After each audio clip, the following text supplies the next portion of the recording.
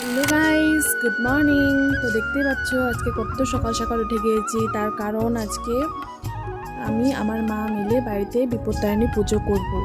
তো আমার মায়ের ছিল একটা মিটিং, যেতে হবে 10টার দিকে। তার জন্য ভাবলাম আজকে সকাল সকালে পুজোটা শেষ করে ফেলি। তার কারণ মার আস্তে আস্তে অনেক দেরি হয়ে যাবে, তো দেরি করে পুজো করে কী লাভ বলো।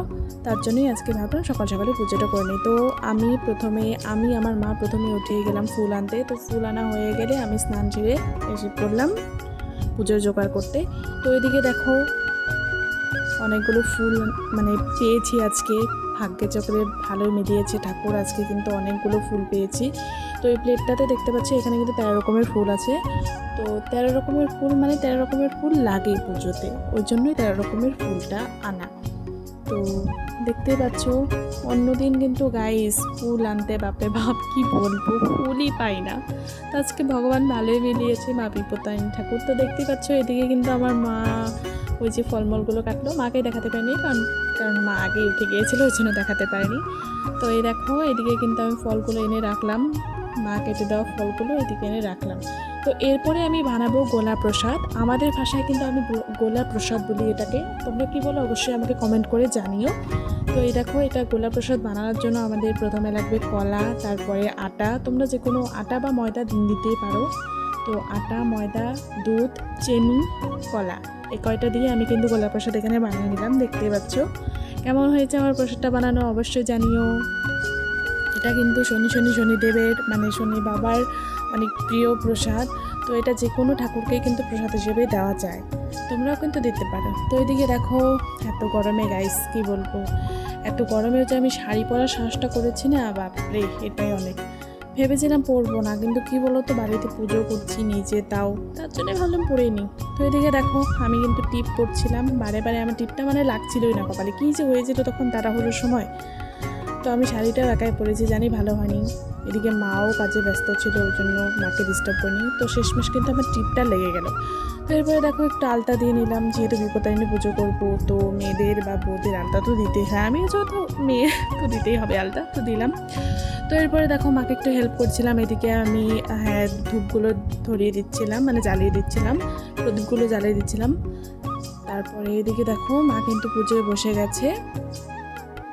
তো এবার ঘট বসাবে মা। তোমরা কিভাবে পুজো করো অবশ্যই আমাকে কমেন্ট করে জানিও। তো এদিকে দেখো মা কিন্তু ঘটটা বসিয়ে দিয়েছে। তো এরপরে মায়ের পুজো দেওয়া হয়ে গেলে আমি একটু ভাবলাম আমি একটু ফুল দিই মায়ের চরণে, কারণ যেহেতু আমি উপোস ছিলাম এতদিন, সারাদিন বলতে কি সকালেই পুজোটা করেছি, যাই হোক তাও তো একটা ইচ্ছে থাকে না, ওই জন্য আমি মায়ের চরণে ফুল, বেলপাতা দিয়ে দিলাম। তারপরে এই দেখো মায়ের আমি পুজো দেওয়া হয়ে গেলে, আমি ফুল দেওয়া হয়ে গেলে, মায়ের চরণে ফুল দেওয়া হয়ে গেলে এবার কিন্তু আমার মা কিন্তু পাঁচালি পড়বে গাইস। আমার মায়ের একটু আইস প্রবলেম আছে, ওই জন্য মা চশমা পরেই পড়বে। তো তোমরা একটু ম্যানেজ করে নিও, শোনো। আসিয়া শঙ্কর তবে নারদের কয়, অসময়ে কেন ঋষি এসেছ এথায়, কহ বৎস বিস্তারিয়া কিবা তব কাজ, কোন প্রয়োজন হেতা আসিয়াছ আজ, দুই কর জুরি ঋষি বলেন শিবেরে, কিছু কথা জিজ্ঞাসে নু তব বিপদে পড়িয়া তারা করিছে রোদন, কি রূপে হইবে তাদের বিপদ বর্জন, মহাদেব কহে ঋষি ভালো জিজ্ঞাসিলে। তো এদিকে দেখো গাইস মা কিন্তু ওইদিকে পাঁচালি পড়ছে, তো আমি পুজোর ওইখানে বসে আছি, মায়ের পাঁচালি পড়া শুনছিলাম। তো ওদিকে পাঁচালি পড়া শেষ হয়ে গেলে পুজোটা সমাপ্ত হয়ে যায়। এরপরে নাকি এই যে সুতোটা বাঁধতে হয় হাতে, তো আমি তাই করলাম, বেঁধে দিল আমার মা। তো এদিকে দেখো আমি কিন্তু প্রসাদ খেয়ে নেবো এবার, কারণ আগে আগে প্রসাদ খেয়ে না নিলে কী হয় বলো তো, পরে উপোস থেকে সবাইকে প্রসাদ দেওয়াটা মুশকিল হয়ে যায়। তো সবাই আসবে আজকে, আশেপাশের মানুষ নিমন্ত্রণ করা হয়েছে, তো আসলে ওদেরকে প্রসাদ দেবো, ওই জন্য আমি আগেই খেয়ে নিচ্ছিলাম।